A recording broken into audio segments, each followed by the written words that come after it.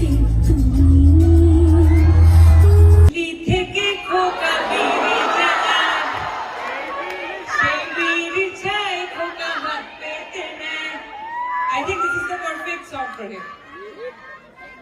Complement ছিল না ঠুকলো তো বুঝতে পারলাম না।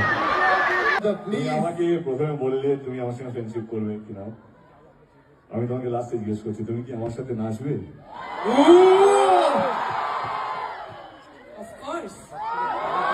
এই জন্মে অন্তত আমি আমার নাম থেকে শুভশ্রীকে সরাতে পারবো না। শুভশ্রী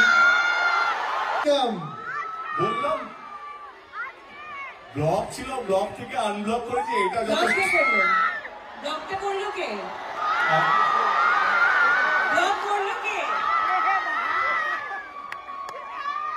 আমি ব্লক করিনি।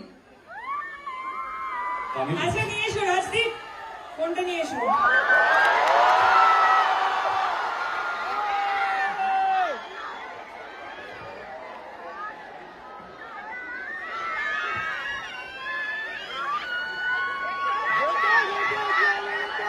শুভশ্রী ফোন নিয়ে চলে এসেছে দেবদা।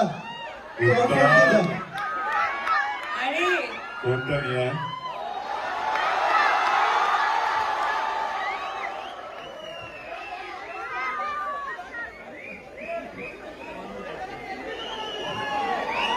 এটা ইতিহাস তৈরি হচ্ছে।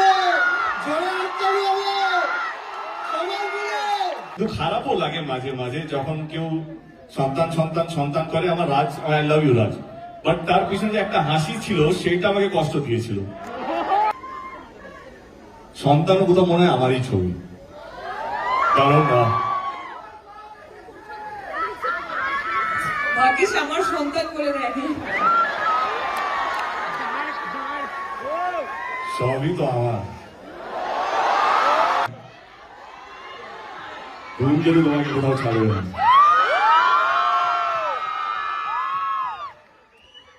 এবার প্লিজ তোমরা বসো।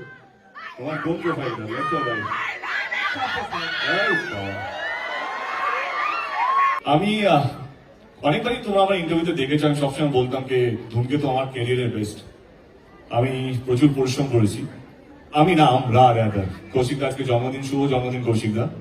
মানে আমি এতটাই কাজ নিয়ে এই ইভেন্ট নিয়েছিলাম, কালকে রাত্রে 1টার সময় কৌশিক দাকে ফোন করেছি, 1:30 অব্দি আমরা কথা বলেছি। জাস্ট 3টের সময় মনে পড়লো কি আমি কৌশিক দাকে বার্থডে উইশই করিনি। আবার সকালবেলা ঘুম থেকে 6টার সময় আমাদের গ্রুপে মেসেজ করেছি, দেখি কৌশিক দা জেগে গেছে। আমি কৌশিক দাকে ফোন করে প্রথমে সরি বললাম কি আমার না কাজের মধ্যে এত কিছু চলছে, আমি উইশ করতে ভুলে গেছিস। তো Kaushik da thank you so much. হ্যাঁ থ্যাংক ইউ বলছি, happy birthday and thank you for casting me. সি আমরা আজকে একটা হিস্টোরিক্যাল মোমেন্টের সাক্ষী হলাম। আমার মনে হচ্ছিল যে কেন আমরা একটা সেলিব্রেশন করব না, একটা ফেস্টিভ করতে, একটা সিনেমাকে নিয়ে যে উত্তেজনা, তাদের স্টারকে নিয়ে যে তাদের উত্তেজনা, আমি সেটাকে রেসপেক্ট বা ট্রিবিউট জানাতে চাইছিলাম। তো আজকের ইভেন্টটা হচ্ছে আপনাদের জন্য, যারা এখানে পৌঁছতে পেরেছেন, যারা টিকিট পেয়েছেন তাদের জন্য, এবং যারা পাননি, যারা বাংলা ছবিকে আগলে রেখেছে, বাঁচিয়ে রেখেছে, লড়াই করেছে তাদের জন্য। এটা team Dhumketu, team Dev entertainment ventures, team dark creative মিডিয়ার পক্ষ থেকে আমার সমস্ত শ্রোতা, আমাদের সমস্ত বাংলা ছবির দর্শক যারা নিয়মিত ভাবে কোন ইউটিউব বা কোনো পোর্টালে যেন ওয়েট না করে টিকিট কেটে হলে এসে ফার্স্ট ডে শো থেকে আরম্ভ করে 100 দিন 150 দিন কমপ্লিট করে, তাদের জন্য থ্যাংক ইউ সো মাচ। আমরা ভুলে গেছি ধূমকেতুকে, আমাদের অনেক জীবন পাল্টে গেছে, আমাদের চিন্তা ভাবনা পাল্টে গেছে, আমরা আমাদের মধ্যে দূরত্ব চলে এসছে, ঝগড়া হয়েছে, অশান্তি, অনেক গ্যাপ বেড়েছে, কিন্তু আপনারা এই ছবিটাকে আগলে রেখেছেন। আমার সত্যি মনে হয় যে আমার বাবা আমার বোনকে সামনে দেখতে পাচ্ছি, হয় নাকি একটা পুণ্য যে তুমি জীবনে কিছু ভালো কাজ করেছো, সেটা ফল দেয়। আমি সবসময় বিশ্বাস করি বাবা মার স্ট্রাগলটা ভগবান তাদেরকে দেয় না, সেই ফলটা আমাকে দিয়েছে। নিশ্চয়ই কোনো একটা পুণ্য করেছিলাম বলে ধূমকেতুর মতন ছবি 10 বছর পর রিলিজ হওয়া সত্ত্বেও এই উন্মাদনা, এইভাবে পাগলামি, মাতামাতি, আমি ভারতবর্ষে বলবো না, পৃথিবীতে এরকম একটা স্টেল ছবি 10 বছর পুরনো ছবি নিয়ে উন্মাদনা আমি আজ পর্যন্ত দেখিনি। ধূমকেতু আমাদের কাছে একটা ইমোশন।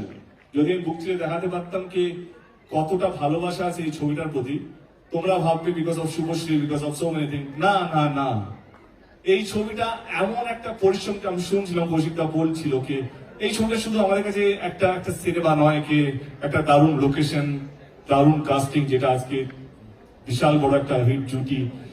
রানা সরকার তার দারুণ একজন আমার মনে হয় ক্রিয়েটিভ মানুষ।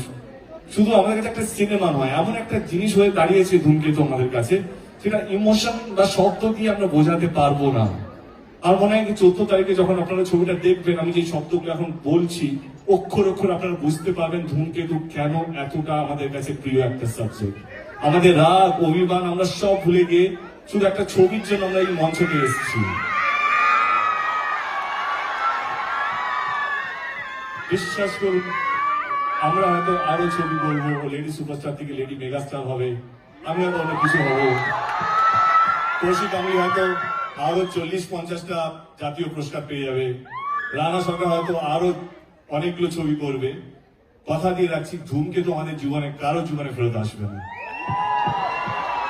এবং আমি অ্যাজ এ প্রডিউসার ধূমকেতু কিছু দিতে চাইছিলাম, হয় না একটা 10 বছরের যন্ত্রণা, 10 বছরের একটা আবেগ। I also want to give something to ধূমকেতু। আজকের ইভিনিংটা আমার এই ছবিকে দেওয়া, এবং এই শ্রোতা যারা তোমরা বা যারা দর্শক যারা হয়তো আমাকে এখন লাইভ দেখছে বা রেকর্ডেড ভিডিও দেখবে, ডিলেট ভিডিও দেখবে, এটা আপনাদেরকে ট্রিবিউট জানাবো।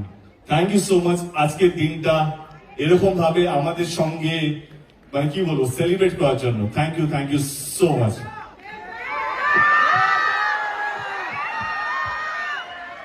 তোমাদের দুজনের যখনই কোনো সিনেমা রিলিজ হয় তখন সেটা আমাদের বাংলার দর্শকের কাছে উৎসবে পরিণত হয়। আর ধূমকেতু বাংলার সবচেয়ে বড় উৎসব, সেটা প্রমাণ করে দিয়েছো তোমরা সবাই। তাই তো বাংলার সবচেয়ে বড় উৎসব এখন ধূমকেতু। আমি প্রশ্নে যাই। প্লিজ প্লিজ, কঠিন প্রশ্ন করো না, না না, কঠিন না, সব দুজনেরই সংসার আছে। কঠিন না, মন থেকে ঠিক আছে। না দেবদা, আমি শুনছিলাম তুমি বলছিলে যে এতদিন পর দেখা হচ্ছে, দেখা হলে কি কথা বলবো, তো দেখা হলো, কি কথা বললে প্রথমে? হ্যাঁ, শুভশ্রীকে। সত্যি কথা বলবো না অ্যাক্টিং করবো? না সত্যি বলো, সত্যি বলবে তো? আমি ওর ইন্টারভিউগুলো দেখছিলাম, আমরা আলাদা আলাদা ইন্টারভিউগুলো দিয়েছিলাম। আমি ইন্টারভিউগুলো দেখে মনে হয় কি এত গম্ভীর হয়ে যাচ্ছে কেন, যখনই দেব নাম আসছে, ধূমকেতু নাম আসছে, ওকে দেখা হয় একটাই কথা বললাম, একটু হেসু, মানে খারাপ কথাগুলো শুনতে ভালো লাগবে। আমি জাস্ট হাসিটা মিস করলাম, বাকি তুমি কি বলেছো আমার কোনো ইয়ে নেই, বাট একটু হেসে কথা বললে খারাপ কথাগুলো শুনতে ভালো লাগবে। তাই তো বলেছি? তুমি কি বলেছো? জয়েন মানে এই আনসারটাতে আমি জয়েন করতে পারি? হ্যাঁ হ্যাঁ। সো এটা সবাই বলবে, শুভশ্রী মানে তার সাথে, শুভশ্রী মানে তার সাথে, আমি শুভশ্রী সবসময় তার সাথে কি হাসি বললো, আমি মানে অন্য করে ছেলের নাম যুক্ত করছি।